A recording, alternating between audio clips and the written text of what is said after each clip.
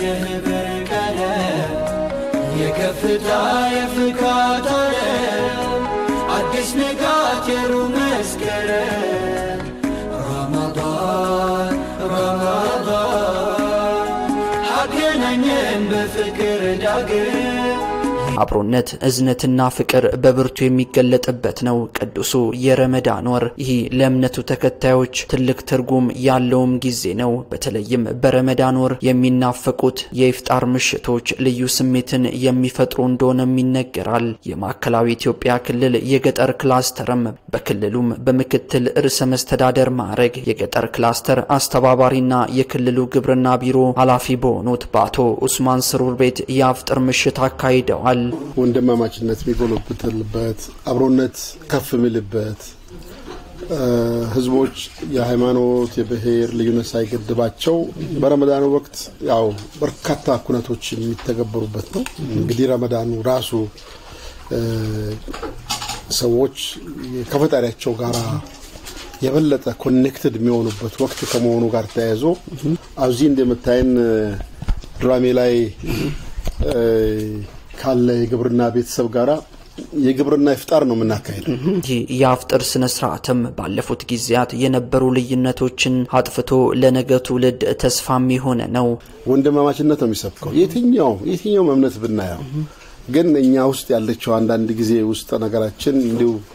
ከአብሮነት ይልቅ ልዩነቱን ስንሰብክበት የመጣነው ነገር እየጎዳን መጥተናል አሁን እየታከምን ነው ይሄ እንግዲህ የሕክምና የፈውሱ አንዱ ማሳያ ነው እዚህ እንደምታየው ሙስሊሙ አለ ኦርቶዶክስ አለ ካቶሊክ አለ ፕሮቴስታንት ሁሉም አለ ህብራዊነት ውበት ነው ውበት ጥንካሬ ነው ብለን የምንሰብከው ነገር በትክክልም ያው በዚህ ታያዋልና እኔ ይሄንን ሳይ የተለየ ድምቀት የተለየ ተስፋ ይሄ ተስፋ ለኛ ለኢትዮጵያውያን ለልጆቻችን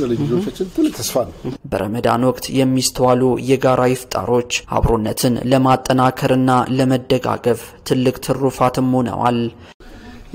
ያለው ለሌላው ማገዝ ብቻ ሳይሆን እርስ በርሱ አሁን በኢፍጣር ወቅት ላይ ማፍጠሪያ አካባቢዎች ሲጸዱ ሲዋቡ ዝግጅቶቹ ሲፈጸሙ እንግዲህ ሙስሊም ክርስቲያን ወጣቶች የበጎ ፈቃደኛ ወጣቶች የሚያደርጉትን ሞዴል ኢትዮጵያዊ የሆነ ነገር ታያለ በሁሉም አካባቢ ድሮ ይሄንን ጅማ ደሴ ነበር የሚታየው አሁን ግን በሁሉም ሀገሪቱ አካባቢ እንደ አይነት ፍቅር ተሞላበት ነገር ታያለ የፈጣሪን ትእዛዝ መታከብርበት ጊዜ ነው ያው ረመዳን በአብዛኛው የሚታወቀው ለምሳሌ ድሆችን በማየት እነሱን በመጎብኘት ሰደቃ በማድረግ ለተሰዎች ስጦታ በመስጠት በዛ ነው የሚታወቀው በአብዛኛው መሰራው መስሱን ነው በዛ ማንነት ባለቤት በሆነችው ሀገራችን ይህን መሰል ማህበራዊና ሃይማኖታዊ ክንዋኔዎች ነገን በብርቱ የሚሰራ መሆኑም ይገለጻል ፍቅራችንን ከአመት ወደ አመት እየጨመረ ይሄድ እግዚአብሔር ይባርካችሁ አላህ ወሰለ